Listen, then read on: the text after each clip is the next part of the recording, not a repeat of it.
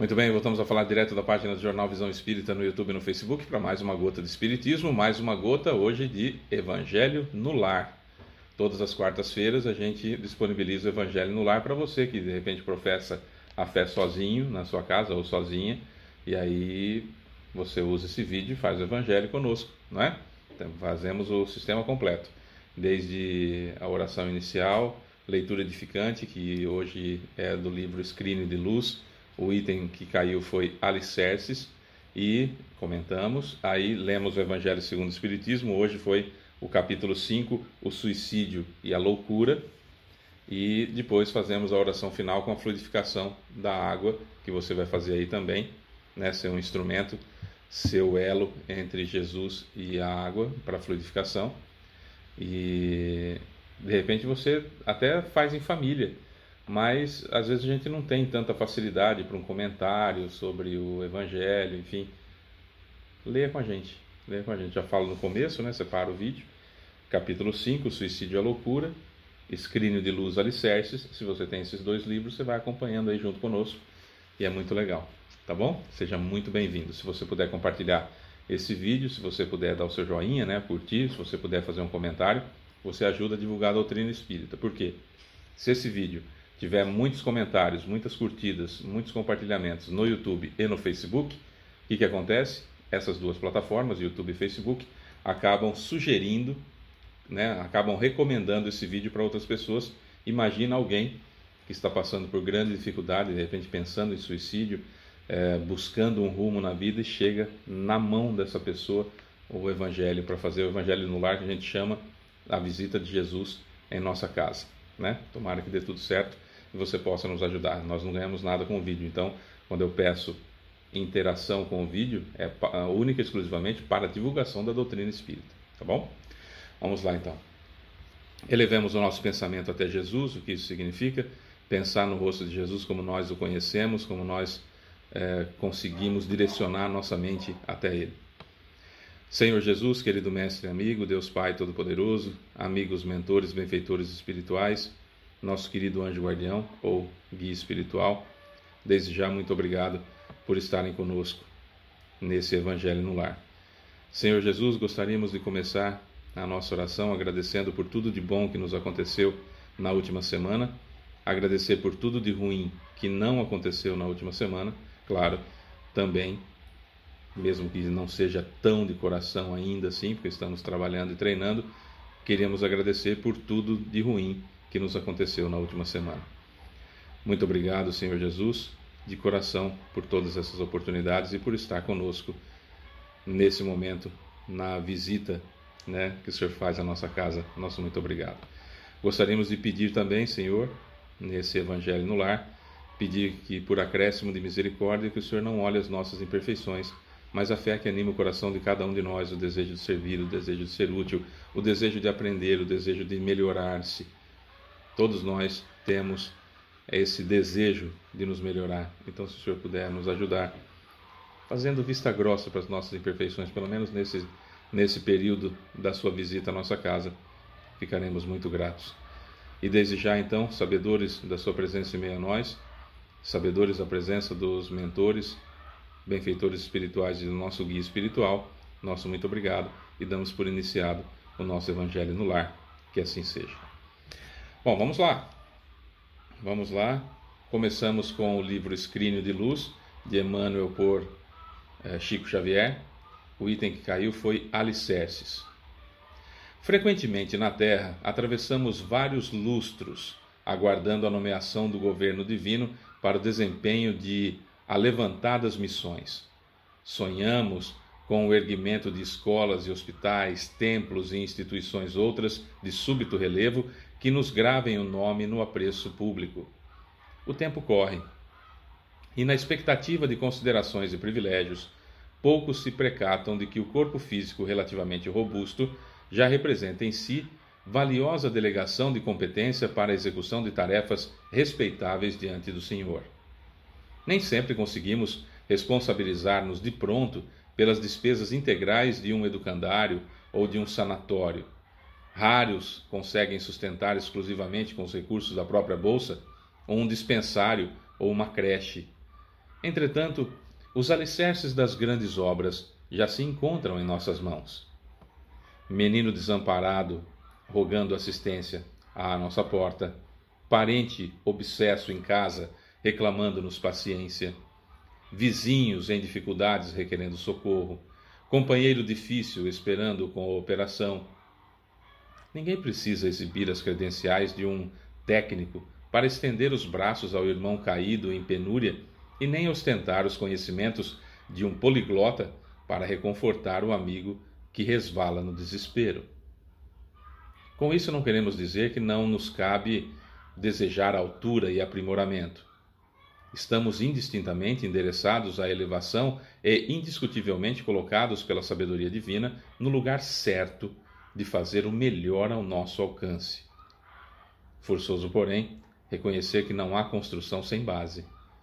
Estudo é dever, serviço é obrigação, e todos necessitamos aprender para servir e servir para orientar.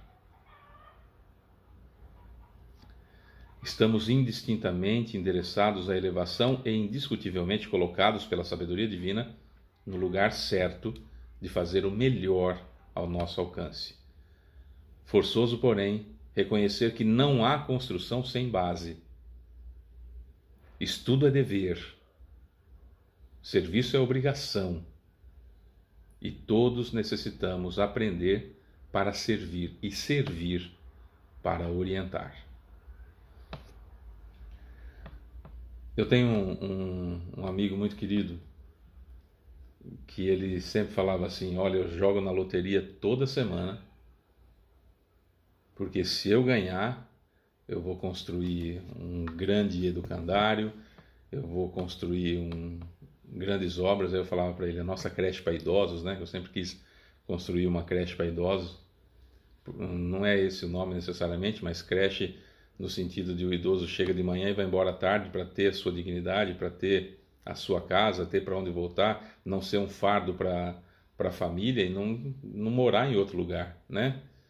E ter atividades terapêuticas, enfim, terapia comportamental, terapia de tudo quanto é tipo, acompanhamento de remédios e tudo mais, tudo gratuito. Esse sempre foi um desejo muito grande nosso, né? E esse meu amigo sempre dizia isso: eu jogo na loteria porque se eu ganhar eu vou fazer assim, vou te dar o dinheiro para você fazer a sua creche para idosos e tal, mas nunca deixou de trabalhar como dava na assistência da molecada. E até hoje, isso já faz uns trocentos anos. Quando eu me casei com a Elaine, ele já fazia esse trabalho há alguns anos. Nós já estamos juntos há quase 30. Então você imagina quantos anos já faz que ele continua jogando na loteria para ver se ele ganha, mas nunca deixou de trabalhar em prol das crianças. Quantas e quantas vezes nós fazíamos a reunião com as crianças embaixo de mangueira, perto do cemitério que a gente ia. Como é que chamava lá? Nos quintinos que a gente ia, né? Embaixo do pé de jatobá, enfim, aquelas árvores frondosas que tinham lá, a gente fazia lá. Quando chovia, a gente colocava a lona no chão para a garotada sentar, e depois eu, como sou um dos maiores, a gente fazia... eu era o postinho, segurava aqui assim na cabeça a ponta da lona, o outro segurava na outra ponta, o outro na outra ponta, o outro na outra ponta, e aí ficava esticado assim, para não cair chuva na molecada. Molhava as costas nossas, mas não tinha problema. O importante é a molecada não tá na chuva. E a gente falava do Cristo, a gente falava do Evangelho, a gente falava das coisas importantes que existem na vida, que temos que aprender. E depois, claro, tinha a atividade recreativa, a gente jogava bola, a gente brincava, a gente corria para lá e para cá, tinha o lanche, né, no final. Nas datas comemorativas sempre tinha um brinquedo, um ovo de Páscoa, um bombom, enfim. E tudo muito difícil, assim, com pouquinha gente que colaborava, a maioria ele que sempre bancou, esse nosso amigo sempre bancou, né, do próprio bolso, e estava ali fazendo, jogando na loteria para ver se ganhava, para fazer melhor ainda, mas fazendo o seu melhor até ter condições de fazer melhor ainda, né? Isso é muito interessante, uma grande lição desse nosso amigo. E aqui no Escrínio de Luz, às vezes a gente quer ter um educandário, seria interessante, mas não dá. Mas nós podemos amparar aquela criança que bate à nossa porta. Nós podemos entender, compreender o parente obsesso, obsidiado, que está em casa, que nos requer paciência, ou está doente fisicamente, que a obsessão também é uma doença, mas do espírito, e termos paciência.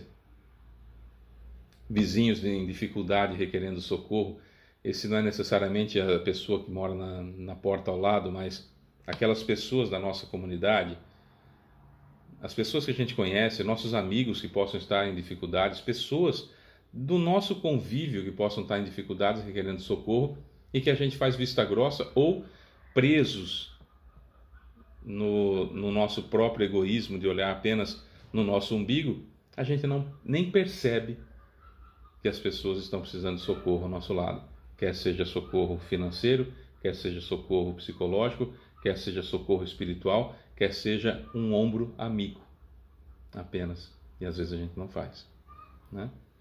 Companheiro difícil esperando cooperação, aqui vale para filhos também, pais que esperam cooperação, não é necessariamente ficar estendendo o pescoço ao inimigo, não é isso? Se o relacionamento é tóxico, mas ajude quanto puder, seja benevolente, seja indulgente, perdoe as ofensas. Como diz Divaldo Pereira Franco, às vezes não dá para uma convivência que é pior, vai criando mais rusga, vai criando mais machucados, mais feridas e agravando aquela situação que não se reharmoniza. Então é preferível, dentro da idade adulta, um passo atrás, manter-se uma certa distância e tentar trabalhar isso melhor na gente, até que o outro decida trabalhar em si mesmo. Mas cooperação para isso. O que é cooperação? Não piorar a situação. Eu coopero para aquela situação ficar melhor, não pioro a situação. É essa a forma de pensarmos, né? Ninguém precisa exibir as credenciais de um técnico para estender os braços ao irmão caído em penúria, e nem ostentar os conhecimentos de um poliglota para reconfortar o amigo que resvala no desespero. Eu não preciso me formar em alguma coisa, fazer cursos e mais cursos para um dia, quando me aposentar, poder ajudar alguém, servir, ser útil. Claro que é importante o aprimoramento, evidentemente, porém, no entanto, contudo, todavia, a fome, ela não espera até que eu esteja preparado. Se eu não posso fazer um banquete para 100 crianças, que eu faça um lanche para quantas eu conseguir. O dia tem 24 horas. Quantas horas desse dia eu consigo despender para alguém que não seja eu ou alguém da minha família? Pergunta difícil de responder, né? Mas necessária. Muitos de nós estamos numa situação extremamente difícil psicologicamente falando, principalmente nós estamos gravando esse vídeo em 2023, onde o índice de suicídios já aumentou significativamente. Segundo Divaldo Pereira Franco e Manuel Filomeno de Miranda, espírito, a probabilidade e, claro, instruções vindas da Organização Mundial da Saúde, a causa primeira de mortes a partir de 2025 tende a ser de suicídio. A causa-morte primeira no mundo tende, tudo está caminhando para isso, a partir de 2025, ser o suicídio. Porque isso é uma dificuldade que realmente permeia qualquer país do mundo, seja ele rico, seja ele pobre, porque é um problema do ser, não é um problema do ter, é um problema meu, internamente meu, de mim espírito, é aí que está o problema. E a falta de conhecimento na vida após a morte, a falta de conhecimento da reencarnação, o ateísmo, a modinha de achar que o que vale é a minha opinião e não o que é estudado. Hoje, por exemplo, com as redes sociais, nós vemos claramente isso. Vale a minha opinião, vale aquilo que eu penso, independentemente de termos provas contrárias. Né? Descobriu-se recentemente, falando da história do Brasil, recente, que nos 4 últimos anos da presidência da República sob o comando do Bolsonaro, foram feitas muitas advertências pelo próprio governo acerca da pandemia, acerca da possibilidade da morte, da necessidade da vacina, e os alertas foram muitos dentro do próprio governo para que não acontecessem aquelas mais de 700 mil mortes, e simplesmente foi ignorado tudo isso. Simplesmente foi ignorado tudo isso por um negacionismo tolo, por uma ideia ridícula de um pensamento que eu não tenho nem adjetivos para colocar. E milhares de pessoas morreram colocando uma vírgulazinha na responsabilização como coautor desse sujeito que é digno de pena hoje. Saber o tanto que ele vai ter que reparar isso, quantas vidas ele vai ter que reparar e o quanto ele vai ter que fazer, consertar tudo isso, porque é da lei divina. Temos que consertar aquilo que nós desvirtuamos, aquilo que fomos responsáveis ou corresponsáveis por termos feito. Não é pagar, não, é responsabilidade, é reparar o mal que cometeu. Né? Então nós temos a todo momento condições de tomar grandes decisões que envolvem a nossa própria vida e que resultam necessariamente de efeitos na vida das outras pessoas. Resultam em efeito na vida das outras pessoas. Eu preciso tomar boas decisões. Eu preciso estudar, eu preciso conhecer. Não é o que eu acho, não é a forma que eu penso que é a correta. São as verdades que estão aí. Jesus disse: é preciso oferecer a outra face se te esbofetearem à direita. Não está nessa ordem, mas você entendeu da passagem. Eu acho que não, e aí eu enfio na minha cabeça que não é assim, não faço e quero que esteja certo. Quando vir o meu irmão sofrendo, devo perguntar a mim mesmo que meios Deus, em sua infinita bondade, colocou em minhas mãos e meu poder para minimizar, diminuir o sofrimento do meu irmão. Isso está no Evangelho segundo o Espiritismo, capítulo 4. Certo? Tá. Eu acho que não. Eu concordo, estou falando nessa situação, né? Eu acho que não. Ele está naquele jeito porque ele não trabalha, só eu trabalho. Quanto que eu já não ouvi isso, na época que eu ouvia isso, nós estávamos passando por uma grande dificuldade de um golpe que eu tomei, e eu levantava 3 horas da manhã e ia dormir 1 hora da manhã, 1h30, e levantava às 3 todo dia. E trabalhando assim, uma barbaridade. Até um dia chegou um cidadão para mim e falou assim: sabe por que eu tenho muitos bens e você está nessa dificuldade? Porque eu trabalho desde muito novo. E eu pensei, poxa vida, eu trabalho desde os 12 anos. Ele não sabe da realidade do que nós passamos, o golpe que nós tomamos, enfim, todo o dinheiro que se perdeu. À época, mais de 60 mil reais. Mas a empáfia, aquela coisa do que vale é o que ele pensa. É como ele vê o mundo é que vale. Não perguntou para mim por que estava naquela situação, o que tinha acontecido. Ele simplesmente quis exaltar-se, dizer: olha, eu estou muito bem, tenho várias casas, tenho tudo porque eu trabalho. E eu fazia o quê? essa ideia de que o outro é sempre inferior a mim, porque eu sou eu, não é? O que vale é o que eu penso. Entra um sujeito na internet, por exemplo, e coloca lá a foto do Carl Sagan, e aí a foto da Terra, o pálido ponto azul, chama a foto, pálido ponto azul, que é a visão da nave Voyager, quando estava em Saturno, virou para o lado da Terra e tirou uma foto. É um pontinho significante no universo. Isso, a sonda tirou a foto, essa foto foi premiada, tem um livro do Carl Sagan.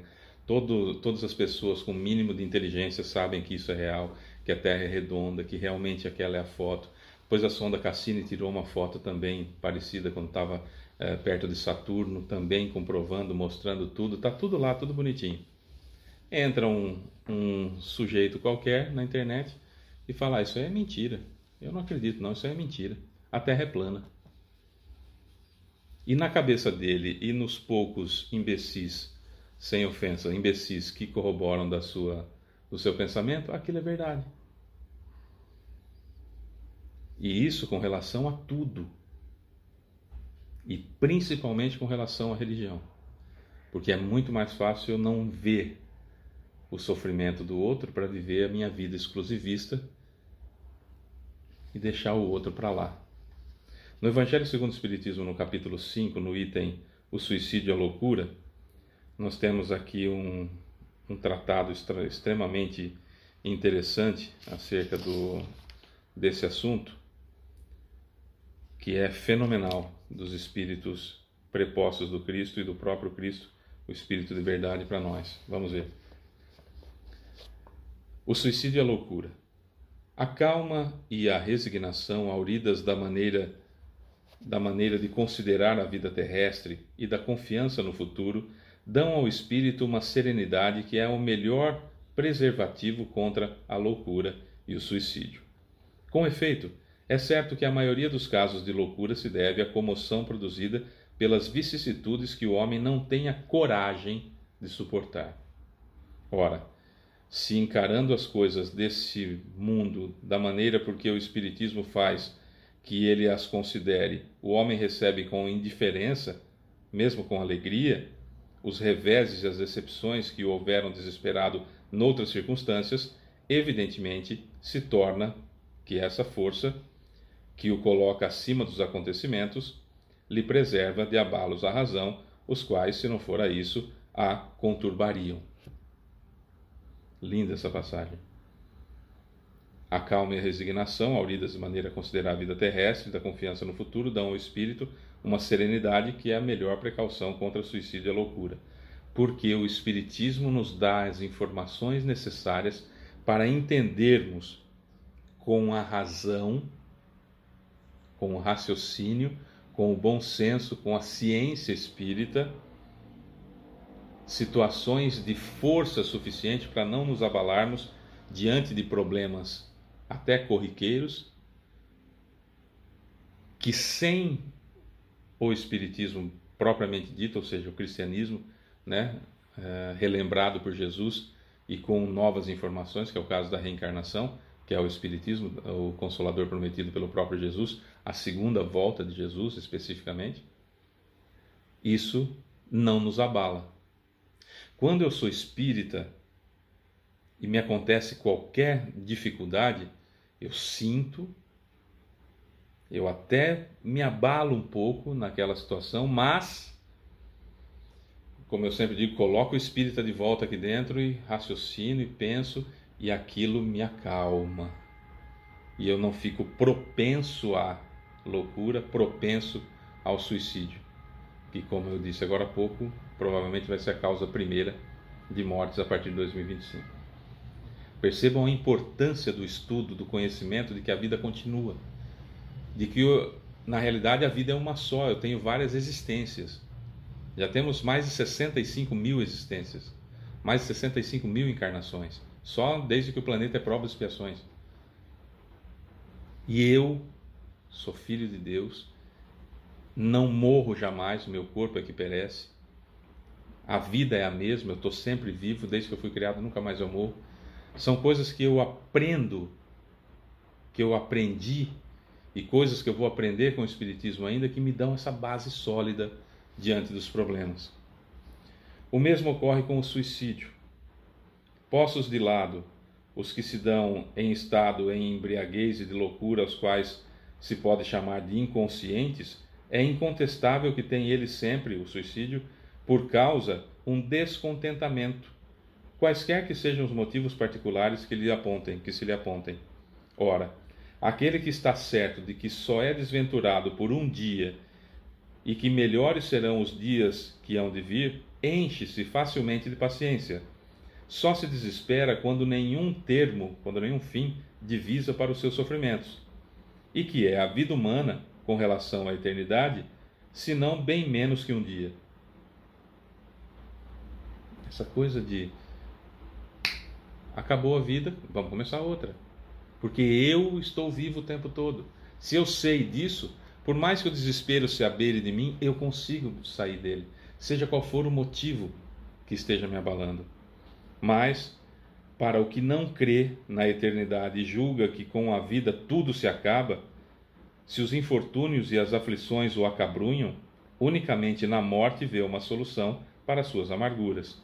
Nada esperando, acha muito natural, muito lógico até, abreviar pelo suicídio as suas misérias. Então perceba que, se nós vamos ter, a partir de 2025, embora já tenha aumentado bastante já nesse ano, a partir de 2025, muito provavelmente a causa primeira de mortes no mundo será o suicídio, é porque há uma desesperação maior e uma falta de fé, conhecimento. Fé igual conhecimento. De que a vida continua, eu continuo vivo. Fábio, mas nem todo mundo é espírita. Mas a gente dorme toda noite e sai do corpo como se tivesse morrido. Toda noite. É exatamente assim. E a gente se encontra com as pessoas desencarnadas, a gente se encontra com os nossos guias espirituais. Agora, por que é que não lembramos tanto? Porque vivemos num mundo exclusivista, narcisista, egocêntrico, em que eu sou o centro do universo e só a minha vida é que importa para todo mundo. Que se algo está acontecendo de ruim comigo, eu uso até aquele termo, que mal eu fiz a Deus. Um orgulho tão besta, tão tolo, o que pode um ser humano como nós fazer contra a causa primária de todas as coisas, inteligência suprema do universo. Até nesse momento em que a gente está bravo com alguma coisa, a gente é soberbo, né? Que mal eu fiz a Deus, como se eu pudesse ter feito algum mal contra a divindade. E um total desconhecimento, né? De que Deus me puniria por alguma coisa, quando não há a mínima possibilidade de punição. Aqui tem a água que nós vamos fluidificar agora. E eu me lembro de uma reportagem que saiu recentemente no UOL, de um garoto que tomou 20 litros de água e morreu. Por excesso de água. Um bem essencial para a vida. Em excesso ele morreu. Foi Deus que castigou ele. Falou, você tomou um monte de água, então vou matar você. Não foi. Quando quando nós comemos demais e ficamos, num termo usado no interior de São Paulo, ficamos empazinados e começamos a passar mal, é Deus que está punindo a gente porque a gente comeu demais? Ou é uma condição natural do nosso excesso? É esse o ponto. Uma condição natural do nosso excesso faz com que soframos situações, efeitos daquela causa que é o nosso excesso. Isso moralmente, isso fisicamente. Então não há castigo, por isso que a gente não usa o termo karma no Espiritismo, por isso que a gente não usa o termo pecado no Espiritismo, porque quem peca tem que ser punido, e o karma é impossível de se safar dele, quando a gente sabe que não é assim que funciona. Porque apesar de Deus ser infinitamente bondoso e infinitamente misericordioso, ele é infinitamente justo também, e em grau infinito. Então perceba, dentro dessas situações, O suicídio pode ser evitado? Sim. Como que o suicídio pode ser evitado? Quando eu levanto a minha cabeça e vejo que existem mais pessoas no mundo do que só eu. Quando eu crio um alicerce, como a gente falou na lição anterior, nos mínimos detalhes, entendendo que existe criança desamparada que bate à minha porta e que precisa de ajuda, que tem parente obsesso em casa, que eu preciso ter paciência, que eu tenho vizinhos em dificuldades requerendo socorro e eu posso socorrê-los, que eu tenho um companheiro difícil esperando cooperação e eu posso cooperar. A metáfora de levantar a cabeça é porque o egocêntrico ele só vê o próprio umbigo, então ele fica com a cabeça baixa, olhando só os próprios problemas, só as próprias dificuldades. Nossa, como eu sou miserável, como eu sou isso, como eu sou aquilo, nossa, estou sofrendo, vou me matar. Levanta a cabeça e veja ao seu redor quanto sofrimento que você pode aplacar, quanta felicidade que você pode alcançar, quantas venturas que você pode proporcionar a muitas pessoas. E a fórmula da felicidade ela é muito simples. Eu só sou feliz quando eu faço o outro feliz. Se você está infeliz, se você está à beira da loucura, se você conhece alguém assim, se você está em depressão, lembre-se, a felicidade só é alcançada quando eu faço o outro feliz. Anime-se e faça o outro feliz. Um prato de comida, um sorriso, um copo d'água, uma réstia de paciência, um ombro amigo que você coloca à disposição. Fábio, mas eu estou num desespero tremendo, eu estou com uma dor terrível, eu estou passando. Coloque o seu ombro à disposição. Você vai ver que não é o único que sofre nessa terra. E principalmente, ao proporcionar alívio para outra pessoa, você vai sentir alívio. Ao proporcionar felicidade para o outro, você vai ser feliz. É fato isso. Só para vocês terem uma ideia, na universidade...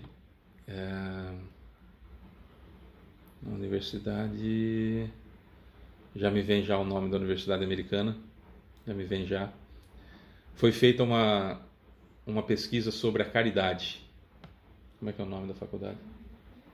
Cambridge, na Inglaterra. Foi na Inglaterra que foi feita? Enfim. Foi feita uma pesquisa com mais de 2.000 pessoas sobre a caridade.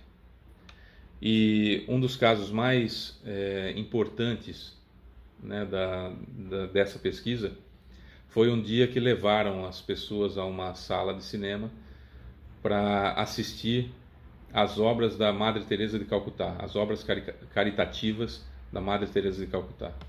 Então, cada uma das pessoas que ia entrar para assistir o vídeo, fazia-se uma raspagem por dentro da bochecha e media-se a quantidade de imunoglobina A, uma substância extremamente importante para nos proteger no sistema respiratório e no coração, no pulmão e no coração.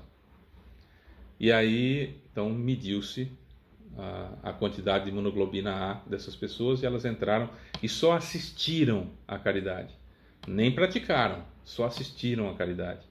E ao sair foi feita outra raspagem, foi medida a quantidade de imunoglobina A e a pesquisa mostrou-se assustadoramente boa, porque aquelas pessoas que menos desenvolveram mais imunoglobina A, aumentou em 50% a quantidade de anticorpos que protegem o sistema respiratório e o sistema cardíaco.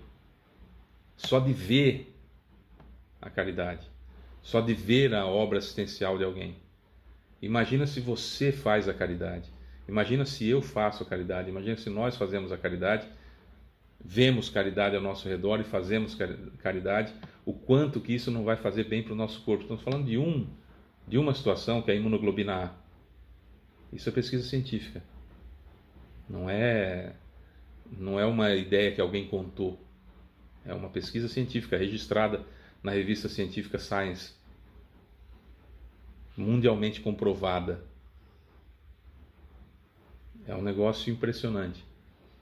Ah, Fábio, mas eu não acho que é assim. Então você está naquele grupo de negacionistas que a sua opinião é que vale e não o que um grupo de cientistas comprovou no mundo todo. Que a caridade faz bem para o coração, faz bem para o sistema respiratório, entre outras coisas. Sabe? Então, o que é a caridade? Como Jesus entende a caridade? Questão 886 de O Livro dos Espíritos. E a resposta é: benevolência para com todos, indulgência para com as imperfeições dos outros e perdão das ofensas. Isso é caridade. Benevolência para com todos, fazer o bem quanto eu possa, para todo mundo que eu puder. Indulgência para com as imperfeições dos outros, entender que o outro tem as suas dificuldades, tem as suas imperfeições, como eu preciso de indulgência para a minha. E perdão das ofensas. Se eu for benevolente e indulgente, o perdão é automático, é algo simples de nós fazermos.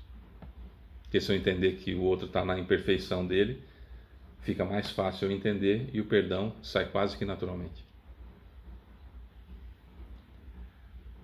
O suicídio e a loucura são indubitavelmente duas situações do sujeito egoísta e egocêntrico, que vê só no momento presente e na sua situação a dificuldade extrema. Se levantarmos a cabeça e virmos o quanto esse mundo nos oferece de possibilidades e de oportunidades de fazer o bem, de fazer o outro feliz, imagino tanto que nós seríamos felizes nesse mundo. Depende de cada um de nós, né? É isso. Bom, vamos fluidificar a água. Eu faço na minha e você faz na sua, tá? Precisa destampar? Não. Precisa esticar a mão? Não, não precisa esticar a mão. Mas como nós estamos começando ainda, então a gente sabe que vai vir aqui no meu chakra coronário, vão vir aqui os fluidos enviados por Jesus, pelos mentores, pelo meu guia espiritual, vão passar pelo meu corpo, magnetizar e sair pelas terminações nervosas da minha mão. Eu só vou imaginando isso enquanto eu vou fazendo a oração, porque é isso que está acontecendo de fato. Precisa da mão? Não precisa, vai sair do meu perispírito para cá. Mas vamos colocar a mão para a gente ter no que focar por enquanto, né? Até que a gente não precise mais. Vamos fazer o nosso melhor possível, enquanto não temos condições de fazer melhor ainda, né? Então vamos lá. Senhor Jesus, querido Mestre e amigo, Deus Pai Todo-Poderoso, benfeitores espirituais, nosso querido guia espiritual, muito obrigado de coração pelo carinho, pela presença, pela visita de todos vocês à nossa casa nesse Evangelho no Lar que fizemos. Muito obrigado, Senhor Jesus, pela paciência que o Senhor tem conosco, pela insistência que o Senhor tem conosco, pela perseverança na nossa felicidade, no nosso bem-estar, no nosso crescimento espiritual que o Senhor tem tido ao longo de todos esses séculos, em que o Senhor nos ampara, nos auxilia, nos ajuda e tem paciência conosco. Muito, muito obrigado. Nesse momento, Mestre, gostaríamos de pedir ao Senhor que não olhe as nossas imperfeições mais uma vez, mas a fé que cada um traz no coração, o desejo de que sejamos o menor entrave possível dos eflúvios necessários para a fluidificação da água. Que eles cheguem até a água, transformando-a em remédio salutar para o nosso perispírito, para refazimento do nosso perispírito, e que seja também remédio para as nossas mazelas físicas e dificuldades físicas, dentro, é claro, do nosso planejamento encarnatório, mas apelamos aqui mesmo que tendo o nosso planejamento encarnatório preconizado esse tipo de problema físico, apelamos para o seu acréscimo de misericórdia. Se é que podemos pedir isso, Senhor Jesus, imploramos ao Senhor, acrescente mais um pouquinho de misericórdia para que essa água seja fluidificada e possa ser um valioso remédio também para o corpo físico. E assim, Mestre, sabedores da sua presença em meio a nós e extremamente gratos por isso ao Senhor e evidentemente a todos que aqui estiveram, damos por encerrado o nosso Evangelho no Lar. Que assim seja. É isso, meus amores. Na semana que vem tem mais. Sou Fábio Pereira, esse é o Evangelho no Lar, Gotas de Espiritismo Evangelho no Lar. Beijo para você que fica. Tchau.